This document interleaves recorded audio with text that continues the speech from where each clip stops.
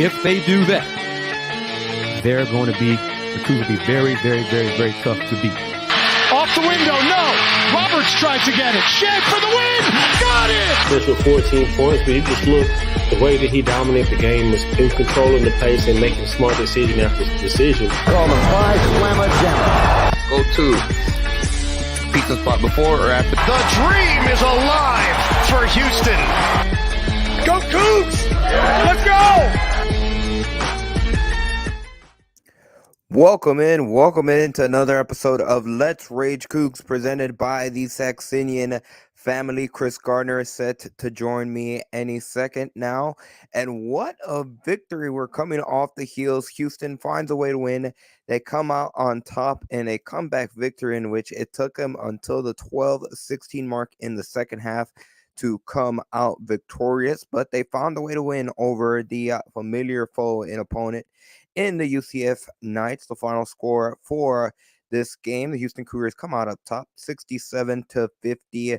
LJ Cryer had a huge second half performance in which he had 19 points, and really he provided an offensive spark for the Houston Cougars as they got past the UCF Knights.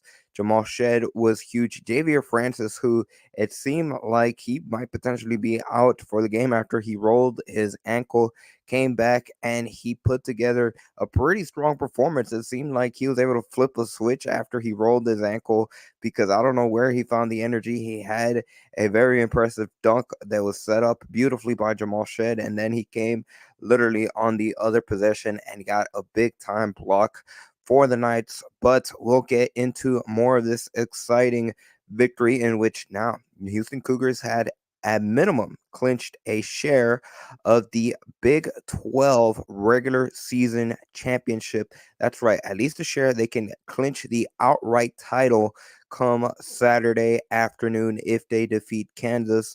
But man, in the inaugural season, to be at worst a co-champion in the Big 12 conference is certainly a big accomplishment. Shout out GB Coog, who says, way to go Cougs. Joe Mendez says that's very tough, hard fought win.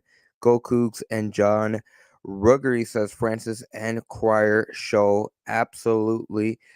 Chris is set to join us any second now. He's in the backstage area. I'll let him hop on when he does. But we'd like to hear from you guys first and foremost. Thank you guys for taking your time out of this Wednesday night to help talk to us about the Cougs, in which now we can call them at least co-Big 12 champions in their inaugural season in the Big 12, and they very well could be the outright champions come Saturday, in which, it's just that team from Kansas that's coming into town for another big game at the Fertitta Center. But Chris, how are you doing, sir? I'll tell you after the show. Doing a lot of stuff here at the house, but it's a great win for the Cougars, man. Culture win. It's a culture win. Yeah. Javier Francis rolled his ankle. Initially, we saw Juwan. Salute to everybody joining us on all the platforms. When I saw Juwan clutching his wrist and then Javier rolled his ankle, I was like, is there a cloud, an injury cloud hanging over this team this season, these last few weeks? Somebody make this cloud go away. Blow it away, pray it away, wish it away, something. Bad juju on the Cougars. Something. Like there's always something. Then Javier came back in the game, got a dunk, a block shot, then another putback. He scored 10 points, made 2 free throws. I mean, Jamal Shed struggled to make free throws, struggled to make shots, but he got a friendly roll on a 3. LJ Cryer, young fella, came through big time in the second half with 19 of his 25 points. 3-pointers. He made shots off the move, got floaters, scored in the paint, did a little bit of everything Dan and I and you, Andy, like him to do, mix up a little bit of his game, and I just settled for 3-pointers, move without the ball. Outstanding win for the Cougs, man. The defense came through. Still had a few miscommunications here, a little bit defensively, but they came through down the stretch, clamped down UCF, and then the rest started blowing the whistle and calling fouls. But LJ Cryer came through, and the Houston Cougars are Big 12 regular season champions. Outstanding. And they will not lose the 5 or 6 games that I thought they would. At worst, they'll lose 4. Hell of a year for Kelvin Sampson and in the staff and first year. players in the In the first year of first the Big year. 12. It's incredible. Demerrick says Big 12 effing champions, baby. Now let's go get that outright. It's fitting that in order to get that outright championship, they have to go through Kansas, assuming that Iowa State holds serve as well.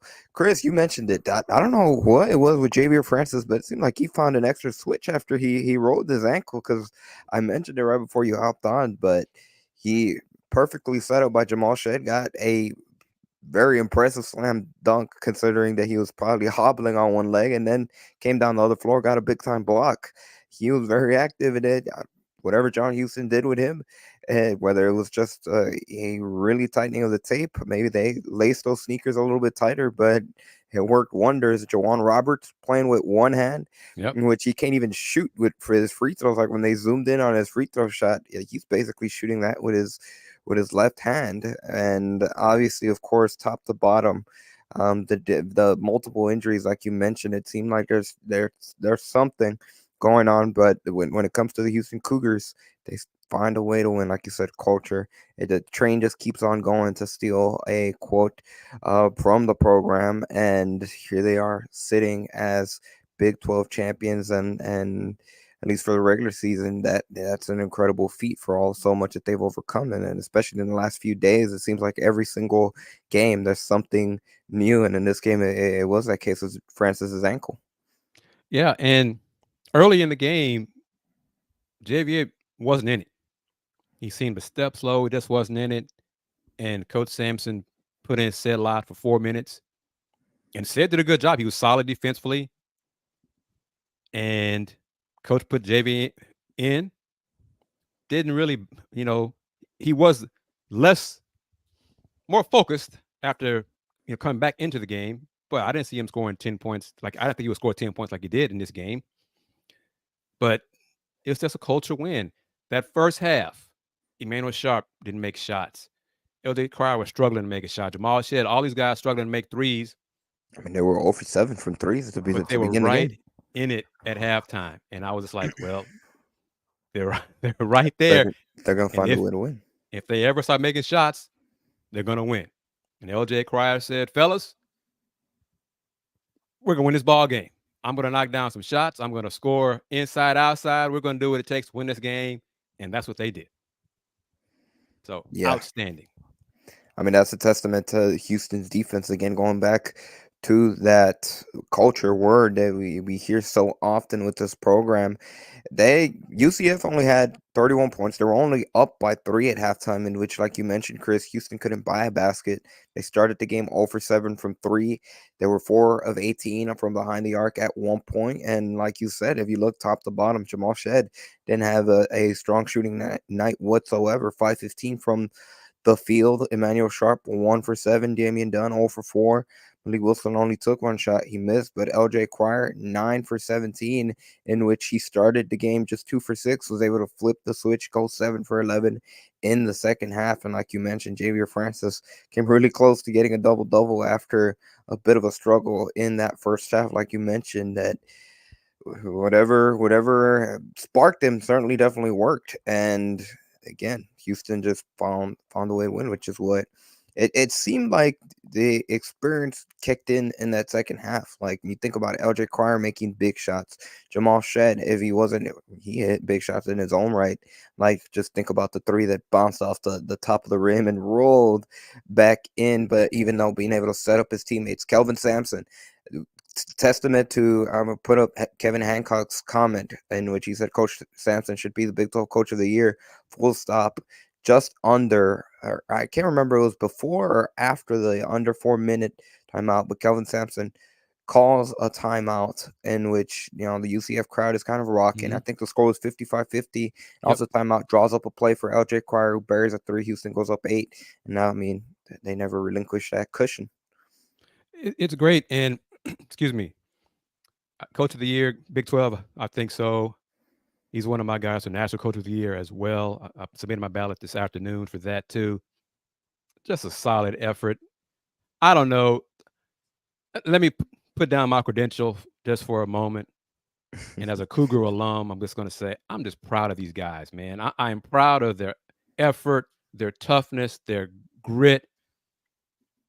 they're just finding ways to win. I don't know how long this ride can last this season because of the injuries and you just really almost starting to a point. Who else is going to get injured? What else could go wrong? But they're just finding ways to win right now, and let's enjoy it. I'm not saying that they cannot win a championship. It's going to be hard, very difficult because of the injuries and lack of depth. But they're going to give it everything they have, and you have to salute them and commend them for what they're doing for the program, for their fans, their alums, their family. It is just outstanding, and truly, John is. I agree with him. The 7 Cougars, they were better shape, better conditioning because UCF got tired down the stretch. Oh, big time. They weren't playing with that same energy they had even in the first half, where it looked like there was 6 Knights on the court. They were swarming. It seemed like every time the ball rolled off the rim, it was a UCF player that was coming down with the offensive rebound, and they were getting a lot of second chance points. That was a big reason why they were able to have. It looked like they were holding Houston at bay. They were keeping them within 5 points, 7-point distance until right before the end of that first half. And then, like you said, in the second half, it seemed like there was a little bit of that extra cushion for UCF, and then it just completely fell apart once they got near the 12-minute mark in the second half, and then Houston took over from there, which it's incredible to think of. Basically, a 7-man rotation for Houston was able to not out compete. They were able to wear out and out condition the UCF Knights. Yeah, LJ Cryer made his last 5 field goals, and he was moving without the ball with a purpose, which is, I always say, is very important. Jumpers in the paint, off the glass. He made 2 3-pointers down the stretch. He did a little bit of everything. Just salute to him stepping up. I'm looking forward to what I'm assuming he'll be one of the post game guests, and we'll get clips from that later on. Just a superb performance. My goodness. Thank you to everybody watching us, because we're almost at 200 people, man. Unless I missed it. There's a lot of people that are joining us from X.com, 177, 181 and counting. Salute. Welcome into the show. Salute to everybody. We crossed the 200 threshold, and we're rising. So I don't know if it's UCF fans or whatever. Salute, commend them as well, because they played well. And I want to say this to the UCF announcers doing the broadcast.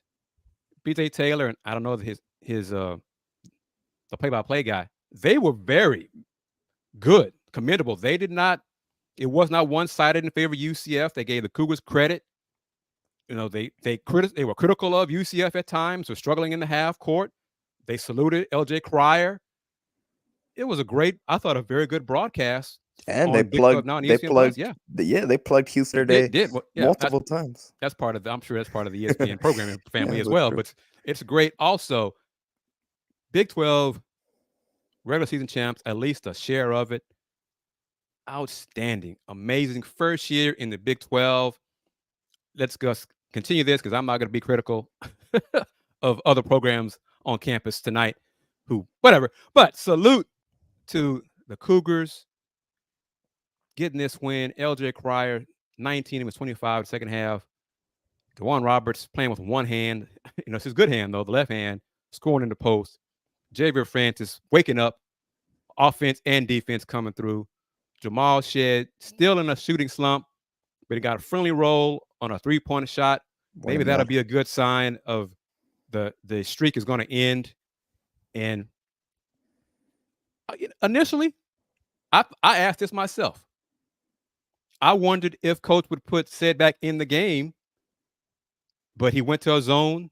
Xavier rolled his ankle, went to a zone briefly, and he didn't put Ced back in, and then Xavier came back in the game, got a dunk and a block shot, and he played much better, much more focused and more confident and more comfortable. And hey, but for all the criticism, and I think some of it is justified, Xavier fouled out the previous game and just wasn't in it. Was not locked in mentally, offensively, defensively. I don't know. He was nervous. He felt the pressure of more put on his plate.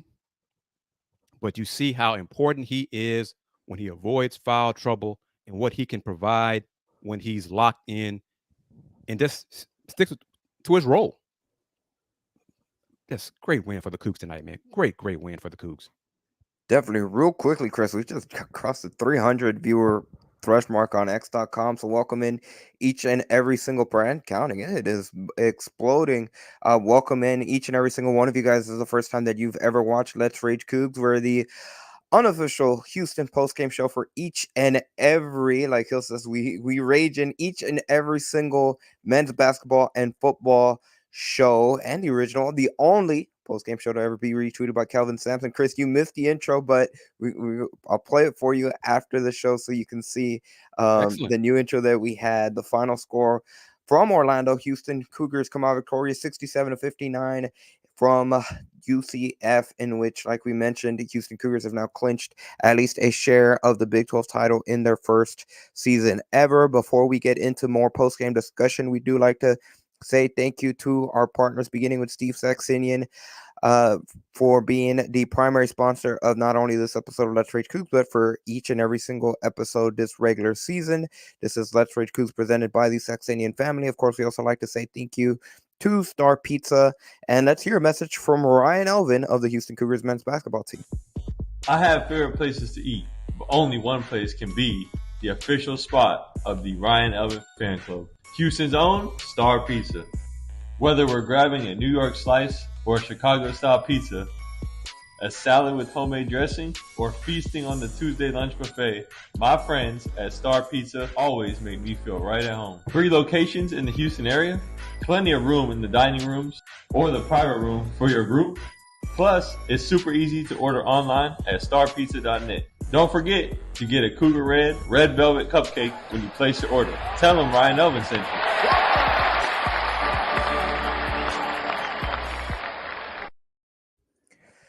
Once again, thank you to the Pittmans with Star Pizza for not only being sponsor on today's episode of Let's Rage Coogs, but being a sponsor all season long as well. Chris, I want to bring up this comment from Michael Jones, and he brings up a great point. Pressing the entire game was not smart on UCF. You think that's something that took a toll and was a factor in why they seemed kind of like they ran out of gas at the end of that game? It's possible. It was kind of interesting because, the Cougs' depth right now, well, all season, but it's in their backcourt. They have enough guards to handle all the pressure. Mm-hmm. So, I guess Coach Dawkins was trying to disrupt Houston and just mix it up a little bit. It didn't work, because a lot of the shots Cougs got in the first half, the threes were open looks. They didn't make them. They started making them in the second half, courtesy of LJ Cryer. So, yeah. But, Hill says pressing is smart. He said their press just sucked. It was half-hearted. They yes. kind of like what are we doing, coach? Do you want us to really be aggressive on the ball or just kind of hang back and make them take time off the clock? It's kind of in between. It really wasn't an all-out aggressive press. So right, they would start off like they were going to commit to it, and then after one pass, they wouldn't commit to the full trap, and they just, most often than not, just let Jamal Shedd kind of walk it up once he got past the three-point line. But on the topic of defenses, what you think about the Houston Cougars going to a zone for various other stretches in that second half? Sometimes it was needed. Keep guys, give them a little breather. It's important in zone defense to communicate better, know where your teammates are at all times. And the last 2-3 games, there's been a little bit of slippage defensively for Houston. You're seeing a few miscommunications. You're seeing guys, two guys going to the guy with the ball and leaving guys open a few times. But they're still finding ways to win. If they're scoring more, shooting better, scoring 85 points, 87 points, they're just finding different ways to win. And it's great job by the players. I can't say enough about what they're doing right now, shorthanded. And this season's not over. Let me be clear on that. Because they have a chance. As long as Kelvin Sampson is on that sideline, they have a chance to win in the Big 12 tournament, especially Saturday at home against Kansas on Senior Day, but next week in Kansas City, and then in the NCAA tournament. It's just one game at a time. They have a chance, and that's all any fan once of your favorite team. You have a chance. Yes, it's going to be difficult because of the injuries and the reduced bench. But this team still has a chance. And honestly, you ask everybody commenting, everybody watching the show on all our platforms right now, you ask, do you believe in Coach Sampson?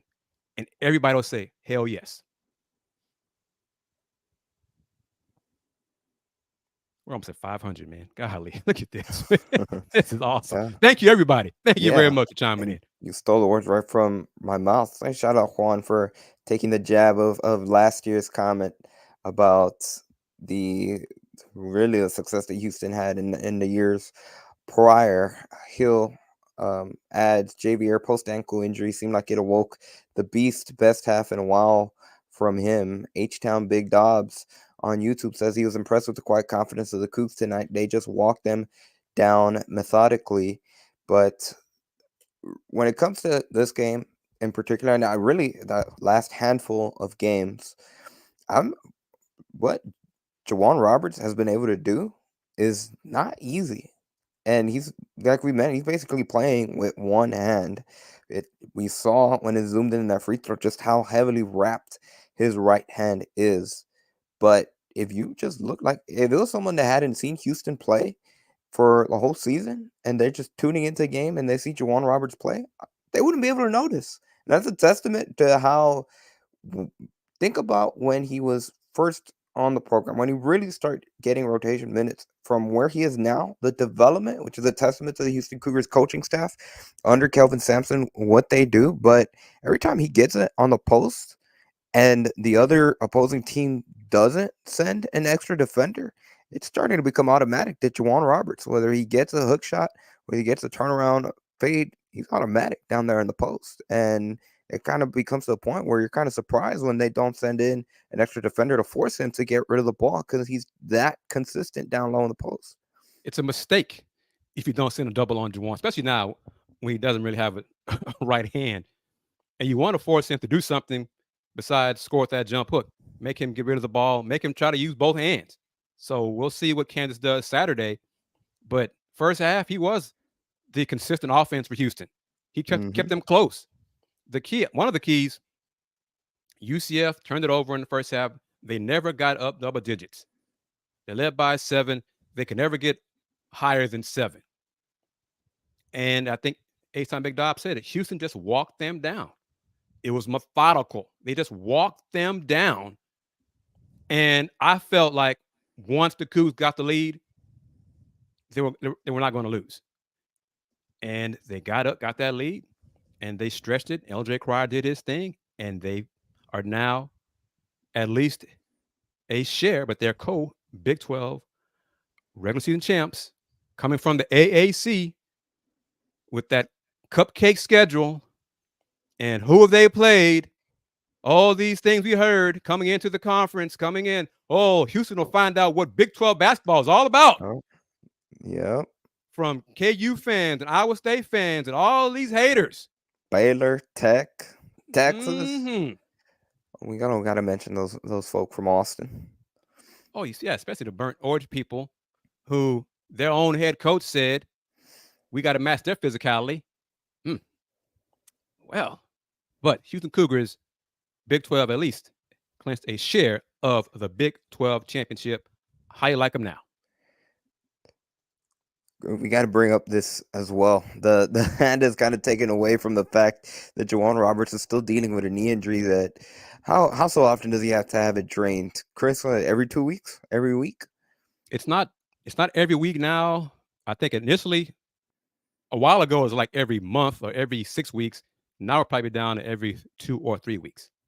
Yeah, definitely an Iron Man. Michael Brown's comment too. He says this team expects to win. They figured out how to grind out games and come away with victories, which, again, testament to Kelvin Sampson, the program that they've established here. On the topic of LJ Cryer, and obviously in the second half, he was the player of the game that helped offensively carry Houston past UCF. But when you look at his performance the last 3 games now, 3 straight games in which he scored 20 or more points. He finished with 25 in this game. He had 23 against Oklahoma, 22 against Cincinnati. If you go back to the game before that, he had 15 points in its own right. And there's one player that's trending in the right direction. I know there's a lot of players.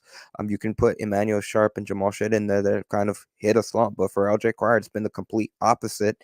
And he's been a big reason why Houston has been able to find a way to win in all these games. It's kind of crazy since they've kind of became that number one. They've added that number one ranking next to their name. A lot of these games have been kind of these grinded out, ugly, find a way to win games. And a big reason why they are finding those ways to win is because of LJ Cryer. Agreed. LJ Cryer, I think the big indicator that Coach Sampson trusts LJ, or LJ is now the go-to offensive weapon, is that the bucket he got. Coach cleared it out. It was the last minute or so of the game. I have to check the timeline on it. When he said LJ is basically a 1-4, you go one-on-one. And he beat his man off the dribble, got into the paint, pump fake, lean back, hit that bucket. That play was called for LJ Cryer. And he delivered. The Cougs won this game.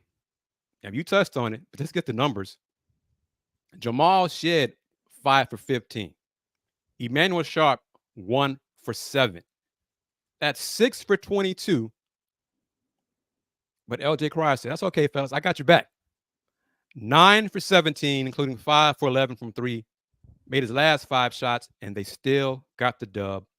22-4 in points off turnovers. 20-10 second chance points. 32-28 points in the paint. They're finding different ways to get victories, and this is what great teams do. They find ways to win, and the Houston Cougars are a great team. The last thing left for Coach Kelvin Sampson to accomplish in his Hall of Fame career, A national championship. a national championship. And they have a chance. They have a chance this season, in spite of the injuries. They'll have a chance next season. I mean, at some point, Andy, Hill, Michael Brown, everybody watching us, at some point, the Cougs will be healthy, right? Next season, maybe, because they weren't last season. Marcus Sass and Jamal Shedd dealt with injuries. But at some point, if they can be as healthy as possible, once the postseason starts, woo, man, oh man, because you remember the Elite Eight run. They were down to 7 players. No Marcus Sass and no Tremont Mark in that year. Amazing. Was that the same year in which Reggie Chaney was playing with one hand? Yeah. 21-22? So. Yep.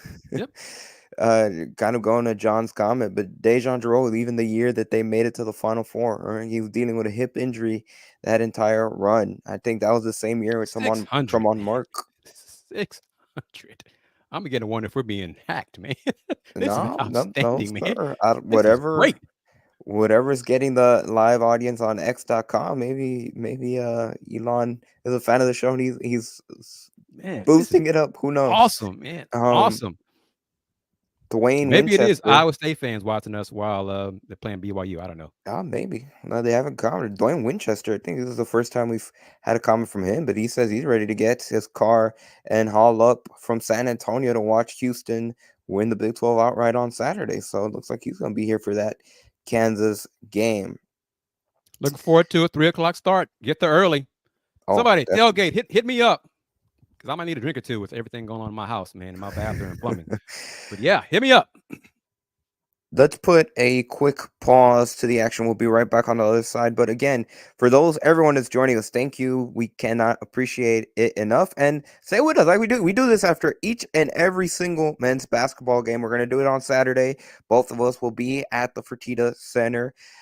Following whatever happens between Houston, Big 12 and onward, Kansas, every Big 12 tournament game, every NCAA tournament game, and then follow us in the fall whenever the Willie Fritz era begins too for football, because we do it for each and every single men's basketball and football game post-game show. Of course, we'd like to say thank you to Steve Saxenian for being a primary sponsor of today's episode of Let's Rage Coogs. This is Let's Rage Coogs presented by the Saxenian Family. Of course, we also like to say thank you to Star Pizza and both Mike and Jennifer Pittman for being a sponsor on today's episode of Let's Rage Coogs. With 3 locations across the Houston area, Star Pizza is your go-to stop before or after the game.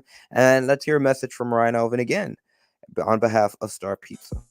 I have favorite places to eat, but only one place can be the official spot of the Ryan Elvin Fan Club, Houston's own Star Pizza. Whether we're grabbing a New York slice or a Chicago-style pizza, a salad with homemade dressing, or feasting on the Tuesday lunch buffet, my friends at Star Pizza always make me feel right at home. 3 locations in the Houston area, plenty of room in the dining rooms or the private room for your group. Plus, it's super easy to order online at starpizza.net. Don't forget to get a Cougar Red Velvet Cupcake when you place your order. Tell them Ryan Elvin sent you.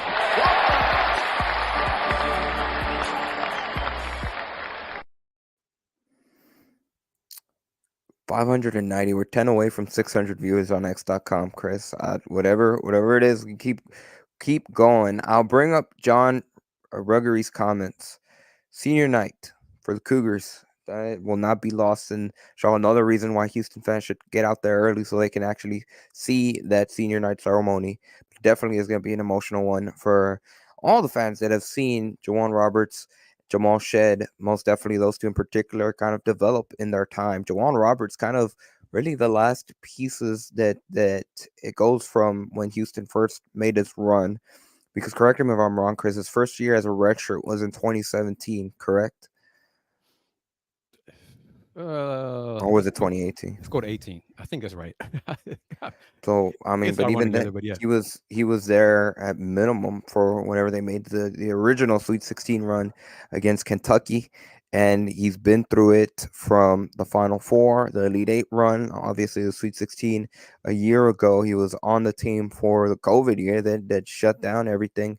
Definitely going to be an emotional roller coaster for all the fans as well, for the coaching staff, and obviously, of course, Jamal Shed, who has developed into an elite point guard under this staff, and even LJ Cryer, who obviously his first season with the Cougars this year. Is LJ Cryer going to be celebrated his senior night on Saturday?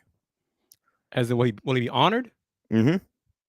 Yes. I assume so. Yes, but it's Okay. But let me say this. Keep in mind, everybody watching us on all the platforms. All these guys could come back next season. All of them, I'm pretty sure, won't come back next season. Jamal Shed. But who knows? Jamal Shed could, if he wants, come back next season. Dwan could as well. So senior day with Saturday game against Kansas. But I'm like construction work. I think a lot of these guys are gone, but you might be surprised at who does decide to come back. Ooh, that teaser in there for us to see. He'll ask thoughts on LJ Cryer's defense in this game. It broke down in the last couple of minutes. He was moving his feet. He was late, started defending with his hands. So got to tighten it up and get better going forward, because teams will try to go at him and make him work more defensively, especially if he's lighting them up on offense. So, But yeah, he had a few breakdowns defensively. Could have been tired. I mean, hell, he's playing 38 minutes, 39 last game. That's going to be a concern, is how to manage these minutes. Yeah, that's going to be the concern going forward, is how to manage these guys' minutes. Juwan Roberts played 38 minutes, although he had a couple of great defensive possessions late down the stretch. I think it might have been the penultimate drive, the penultimate possession for UCF, in which vertically Juwan Roberts went straight up, avoided the foul, and really made it a tough shot for the UCF player. And he defended right regarding the verticality. That's one thing Javier has a bad habit of. He ends up with his hand straight up, but he starts out with them over the ball handle. Over the body, yeah. So ultimately, you have the hand straight up, but now by that time, Javier, you already got the foul. So he's got to do better with that. Got to develop that habit more. But shifting gears, I forgot who noted it for us, but BYU was up 38-27 at halftime at Iowa State. BYU has made 6 of their 14 threes, and Iowa State's made like 2 of 6, something like that. But that's been the difference so far in the first half in Ames, Iowa. So we'll see. The BYU Cougars may help the Houston Cougars if they win. Yeah, they That win road today. win. They're That's outright it. champions right now. Yep. They could be celebrating at 10 o'clock when the final score goes between BYU and Iowa State. It's and BYU is a newcomer to the Big 12. And they've had big wins on the Yep. road, at home. They beat Kansas in Lawrence. Think of Cincinnati. Cincinnati's been a scrappy team. Even UCF, they've all been scrappy teams in the Big 12 this year. H-Town, Big Dob. I see your comment there, man. I see it. That's all I'm going to say. I see it. And if you want to put it on the screen, you can. I see it. No, It makes you wonder. I understand it from one point of view, but there's a chance Jamal Shead could be Big 12 Player of the Year, the way he's playing this season. Defensive Player of the Year, National Defensive Player of the Year. What else is there left for him to accomplish? You know what I'm saying? But Well, there's who one knows? thing. If they don't win one thing. championship, because like I said, they still have a chance. If that'd be the only thing. And if he has a great tournament or leads him on a deep run, he might improve his draft stock. I don't believe he'll be a first round pick. And if he were a first round pick, then I'd say definitely he's gone because that's guaranteed money. First round, there are some teams that do sign second round picks to guarantee contracts, but that's very, very, very, very rare. But we'll see. I still believe that Houston's point guard on next year's roster is in the portal. Don't know who it is, but he's in the portal. And Houston's had, for the most part, they've had great success in the portal the last handful of years. I mean, we just raved about LJ Cryer. He's a player that a season ago was playing for the Baylor Bears. I want to bring up this comment from Construction Work, who's talking about recapping the trajectory that this Houston Cougars team has gone from, mentioning that 2018 team that was literally a hair away from making it to the Sweet 16 if it wasn't for Jordan Poole. They follow it up the year after that with a Sweet 16 run in which they gave the top-seeded Kentucky team that year all they could handle and then some, and then follow it with a season that who knows what that team would have done with a freshman Marcus Sasser, Quentin Grimes as a sophomore, Dejan Jarreau, Fabian White, Bryson Gresham got cut short because of COVID. That was Chris Harris's last year with Houston. Following year after that, they go on the Final Four, Elite Eight. Last season, when they made it to the Sweet 16, it was viewed as they had underachieved. Underachieved. Yep. That was the most talented team. Yes. Not but again, sure that's was a testament. The most in sync team down the stretch. They're not playing the best basketball, that's for sure. Agreed. And even from an experience standpoint, it was a very interesting, unique team. I think when you talk of in sync, that's a great point. Whereas I think when you look at this team in particular this season, I think there's a clear difference. It just seems like they know how to execute. They know what it takes to win, what they need to do to come out victorious. At least they've proven that over the course of the last handful of games. Whereas last year, especially in more tighter games, it was a little bit of kind of, okay, we need someone to, kind of step up, whether it would be Jarris Walker, whether it be Marcus Sasser, Jamal Shead in even some games. This year it looks a little bit different. Like maybe they have much more of a clear identity. What say you? Last year's team was inexperienced, and Jarris was his right elbow bothered him a lot more than we knew at the time. So they dealt with injuries and inexperience last year down the stretch. This year's team is dealing with injuries, but they have more experience in big games, more experience how to execute in clutch situations, except for that, thing at TCU. But the last few games, Coach Sampson, after timeouts, when the Cougs have the ball, those out of bounds plays he's been calling, you as a coach have been money. I mean, just money. Either getting wide open three, a layup, a bucket, and a foul. It's superb execution by the players, and the players are being drawn up by coach, and they're getting it done. Hey, I believe in this team. As long as they have a chance, as long as they have 7 healthy guys, they're finding ways to win. And that's what it's all about. Yeah, work as he says this team seems to execute under pressure. Reiterating your point, Chris. None of the John is asking if any of the Cougars are in the top 30 college prospects. I think the closest one would be Jamal Shed, but top 40 for sure, right? No. Healthy. Well, John, are you asking about for NBA draft? Potential, or in terms of I'm assuming All-American NBA. potential? Because potentially healthy probably be Terrence Arsenault or Mr. Tugler for draft prospects. We're interesting. Yep. But I do believe Jamal Shed will have a successful career in the NBA. You don't think he'd be able to be a top with the right team, right coach? He's a winner. He makes plays. He does things that help teams win. He could be a hell of a practice player, but he could have a Kyle Lowry impact, a Fred VanVleet impact in the NBA. Just have the right coach and the right system, and he'd be solid for years to come.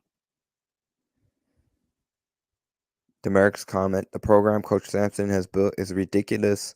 We're lucky, very, very lucky to have him at U of H. We're spoiled. Oh, big time. Think about what we just said. The Sweet 16 run last year was viewed as a disappointment. Yep. Where 10 years ago, a team had not come close to making the NCAA tournament, period. Yeah. What was it, a 20-year drought? 30. They experienced 30 years. They made one trip like 34 years, something like that. Yeah. One appearance, 34 years. Oh, it's the golden era right now, at least in modern history. It is, and I'm just glad to see it, glad to be a part of it. I just hope at some point the program is rewarded with a national championship. Soon. Soon.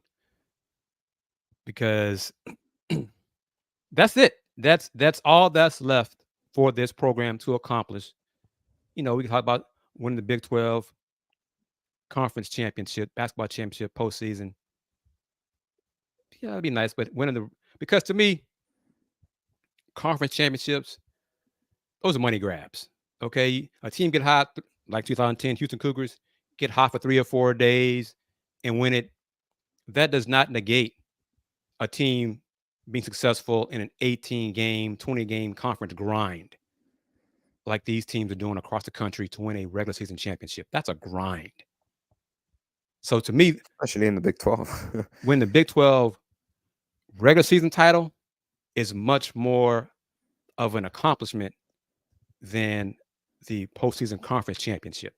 I'll take both, but if I had to choose one or the other, I'd prefer the regular season championship. And now I'm going to take a little dig at Memphis fans, because they hang their hat.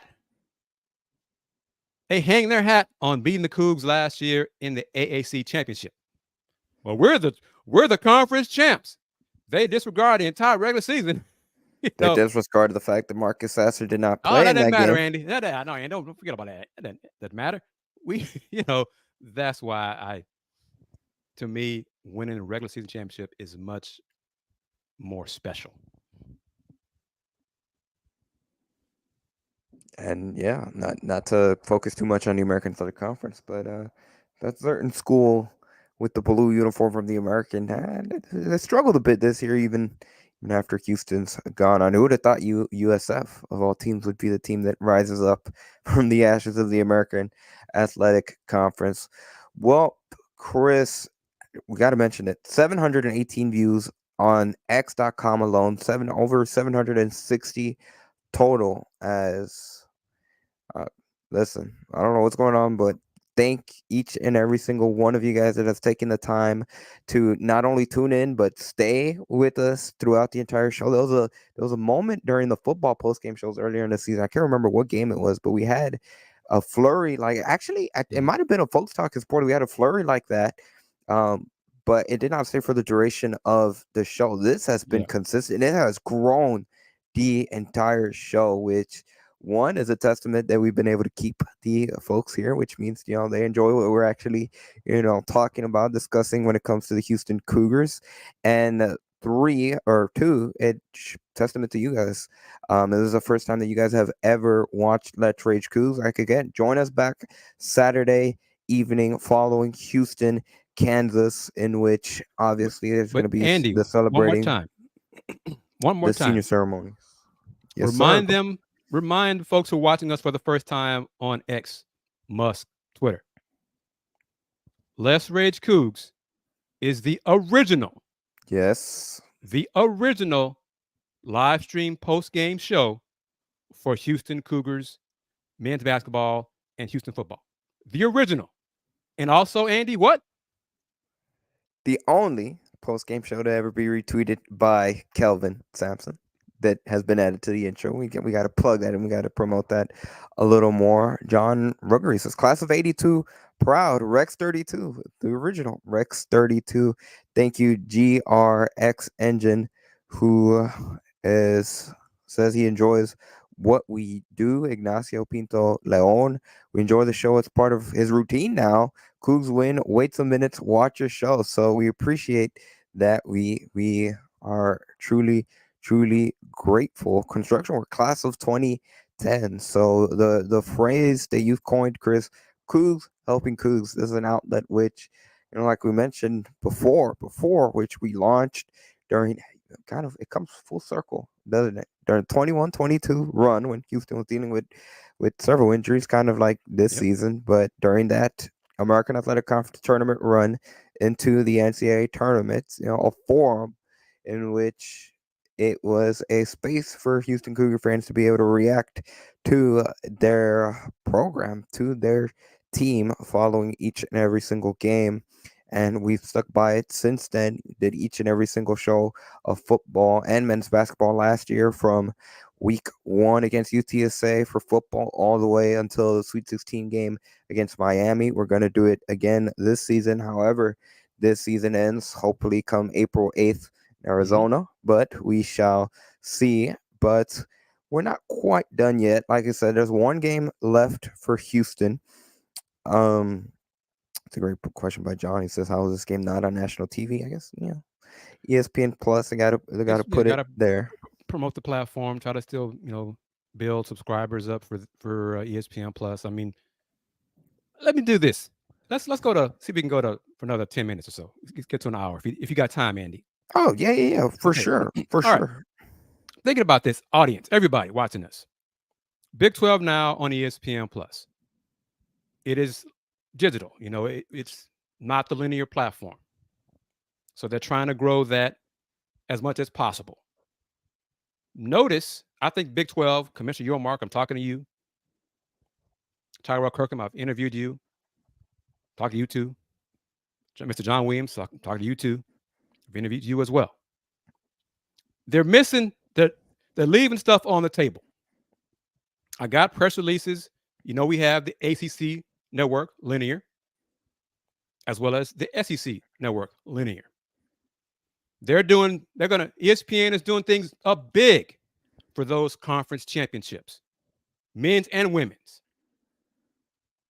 Andy, I know Big 12 now is on ESPN Plus, but I would think if you had more content, such as pregame shows from Kansas City, post-game shows from Kansas City, previewing the matchups of the tournament, all the things that they're doing for the ACC and the SEC do for the Big 12, have that air on Big 12 now on ESPN Plus. Yes, almost all the men's games are going to be on ESPN or ESPN2, ESPNU.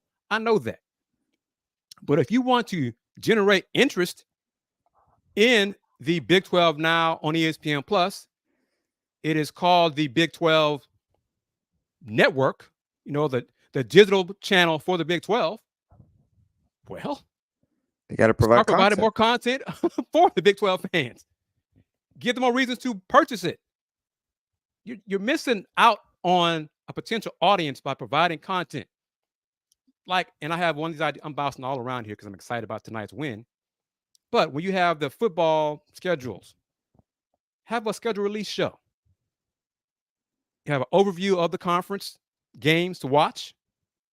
Then also focus on the Houston Cougars, for example, football schedule. They could do it for each individual Do it team. for each team. Yeah, There's so many regionalize it. things to do this, to add content to the platform.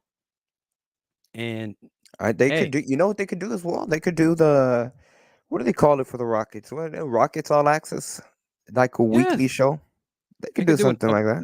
They Each could do more university. things like that because I think most, if not all, the coaches' press conferences, in addition to being shown on the school's YouTube platforms, are shown on Big 12 Now on ESPN Plus.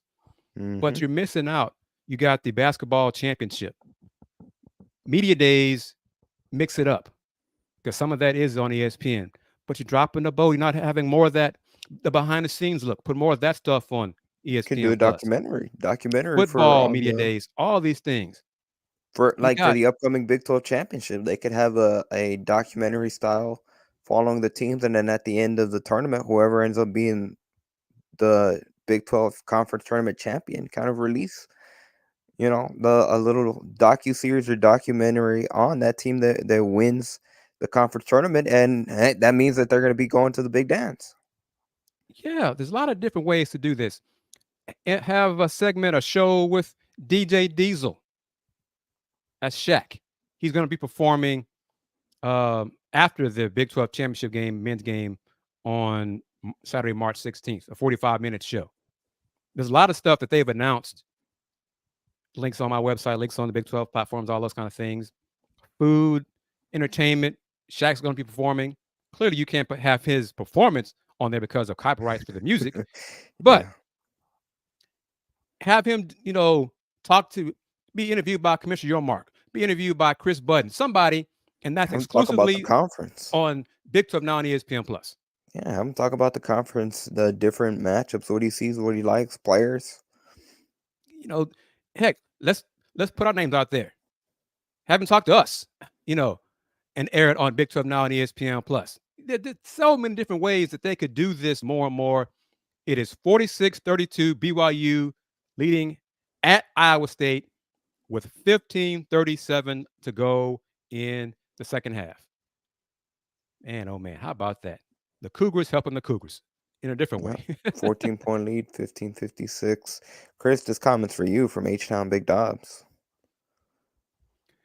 Yeah, well, H-Town Big Dobbs he's been on a roll, because he predicted 6 games ago that the men's team would not lose the rest of the regular season. He's 5 for 5. One more to go Saturday. He also, on an NBA note, said that my Detroit Pistons would surpass the Wizards in wins, and they caught them. This is back when Detroit had 2 wins. So he's on a roll. So, hey, I don't know.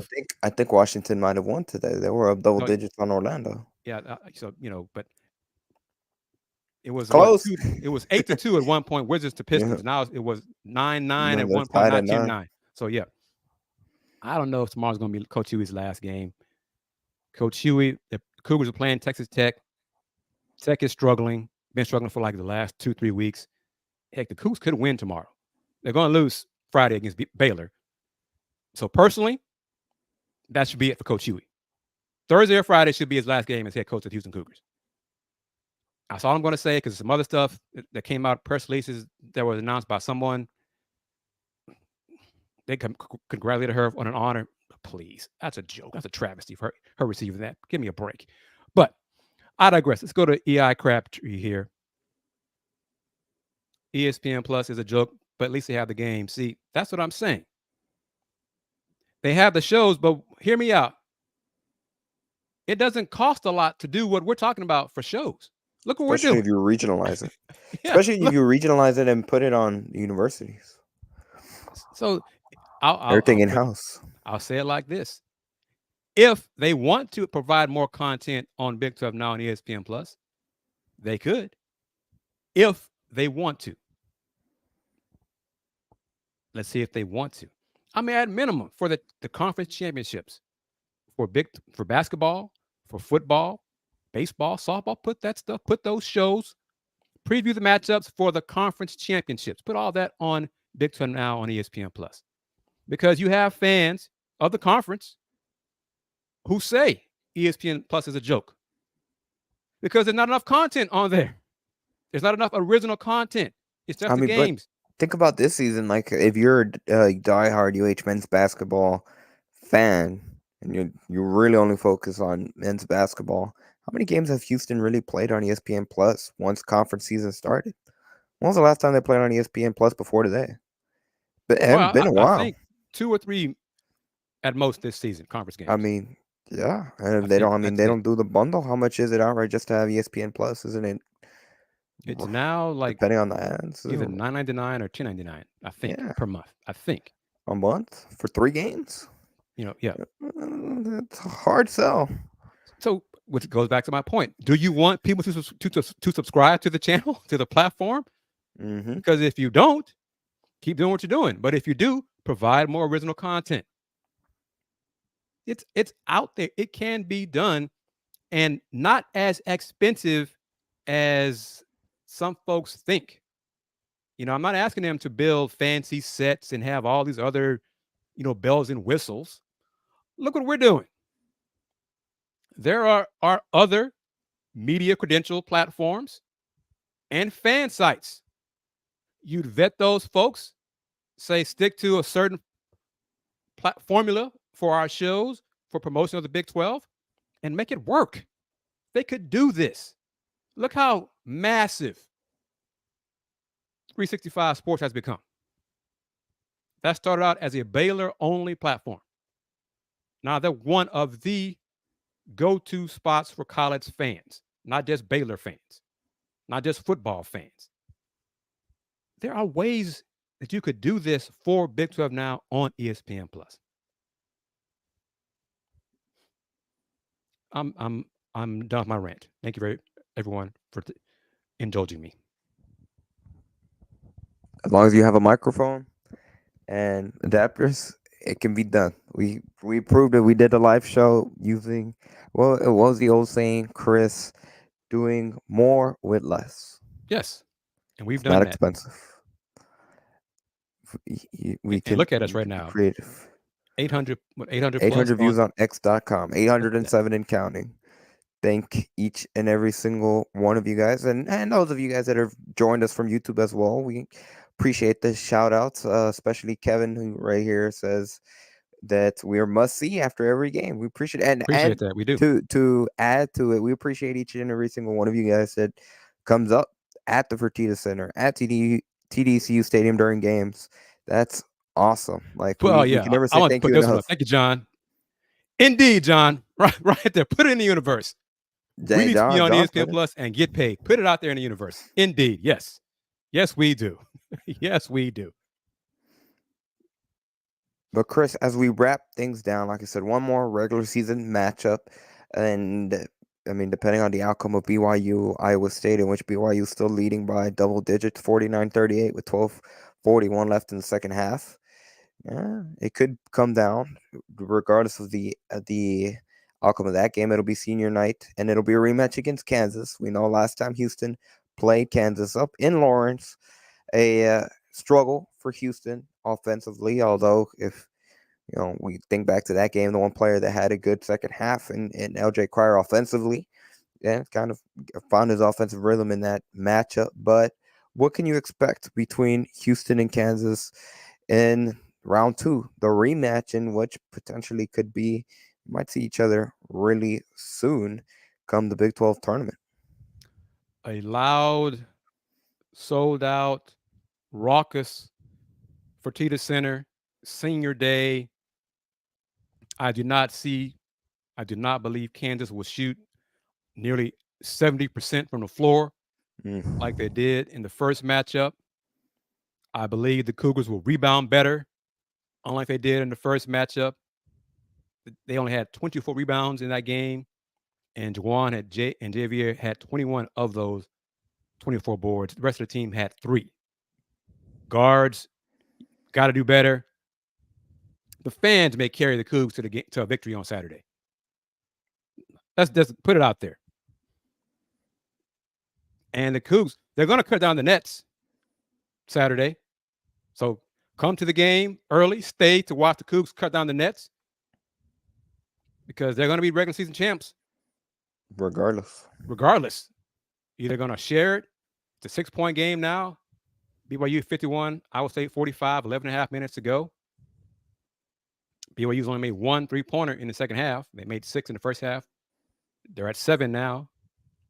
Iowa State is up to 4 threes in the second half for the game. So let's wrap this up so we can go watch the rest of that game and root on those Cougars as the Houston Cougars celebrated. I guess they did in the locker room tonight after their win. Yes, they did. They gave Kelvin Sampson a water shower in which Kelvin Sampson was not able to avoid. And so they did celebrate being Big 12 regular season champions. One other note I did want to add, I saw on X, it was courtesy of Joseph Duarte of the Houston Chronicle. Joseph Tugler, JoJo Tugler, had his surgery today, Wednesday morning. I know Kelvin Sampson earlier in the week had said that they were planning for Thursday, but he got the surgery this morning. JoJo did. Yeah, I heard the guys mention that during the broadcast. I was kind of surprised because, Coach said in his Zoom call that he wanted he and Kelvin to be there with JoJo when he went into surgery and when he came out. That's why he tried to, have it changed to Thursday or Friday. According to Duarte, it's done. Yep. According to Duarte, the reason why it changed is because the doctors insisted it be done sooner rather than later. Oh yeah, I trust the doctors, so that's fine. And yeah, right here, this part, I agree. The Cougars, the injuries, and to key people. It's interesting to me how the national media wrote about JoJo Tugler's season-ending injury because there was articles all over the place, but didn't mention Terrence Arsenault's injury when he injured himself in December. And Terrence was a valuable piece of the team too. Yeah. But it's okay. The injuries are a concern, no doubt. But as I said earlier in the show, and if you watched then and still watching us now, believe in Coach Sampson. These young men believe in him. They trust him to put them in the best positions to win the game. So as long as that belief remains, I will not count out this team. That's all you got to say right there. You can't say anything better than how you just did, Chris. Once again, thank each and every single one of you guys that took the time out of your Wednesday nights. 835 views, and it's still rising, Chris. That's incredible. Most views ever on X.com. Obviously, we appreciate each and every single one of you guys, whether you're checking us out via the YouTube channels on Potsdam and Gemma, or via Chris' channel on the Houston Roundball Review YouTube channel, or maybe if you're listening to us audio only the next day, or whenever you may be listening to Let's Rage Coogs, the original Houston postgame show after each and every single men's basketball and football postgame show. So like we mentioned throughout the show, if you're just joining us, we'll be right back here on X.com and all the other YouTube platforms and the Spotify, Apple Podcasts, wherever you get your audio version of Let's Rage Coogs. Saturday evening following Houston, Kansas. We're going to be breaking down everything that happened down in that game, senior night, and look ahead at the Big 12 Conference Tournament as well. Big thank you to Steve Saxenian for being the primary sponsor of today's episode of Let's Rage Coogs. This is Let's Rage Coogs presented by the Saxenian Family. Big thank you to Jennifer and Mike Pittman with Star Pizza for being a sponsor, and also a big thank you to Vincent Harding for being today's ticker sponsor. We got a new sponsor on today's show. If you guys notice at the bottom of the screen for today's ticker, a big shout out to Vincent Harden for sponsoring the ticker, not only for today's episode of Let's Rage Coogs, but for each and every single remaining post-game show this regular season and each and every single conference and NCAA tournament game. Once again, the final score from Wednesday in Orlando, the number 1 ranked Houston Cougars come out victorious against UCF 67-59, and they at least clinch a share of the Big 12 regular season title, and very well could be outright champions by the end of the night, depending on what happens between BYU and Iowa State. Regardless, they are Big 12 champions in their inaugural season in the Big 12. That's pretty much going to do it for my end. Chris, I'll toss it over to you. Where can people find you, and any final comments you'd like to add? Thank you, Andy. Thank you for starting the show without me. Appreciate that. H-Town Big Dobbs. Coach Sampson is getting some attention for National Coach of the Year. There's other candidates as well. He's on my ballot. But follow me on the platforms, social media platforms at Houston Roundball Review on YouTube, on TikTok, Threads, Instagram, Spoutable, on Musk, X, Twitter. I am the HR Review. That shows you how old that account is, because that's way back when they didn't have longer names, limits on the characters. But join us Saturday for the next edition of Let's Rage Coogs, presented by the Saxenian Family and our secondary sponsor, Star Pizza, and our ticker sponsor, real estate broker Vincent Harding. We're going to watch, might have a different, little later start because of the Cougs cutting down nets, but just follow us on our platforms, Houston Roundball Review on YouTube, Paul Slim Jamma on X and YouTube for the start time. Subscribe to all of our platforms so you can keep up with us, keep track of our shows, and know when the next show will be posted. And as I said, since 1994, the Houston Roundball Review, local name, global perspective. Take over, Chris, by ending the show with saying, "Go Cougs!" Gotta take. I'll play the intro for you in a bit when we go off, but go Cougs! We'll see you Saturday.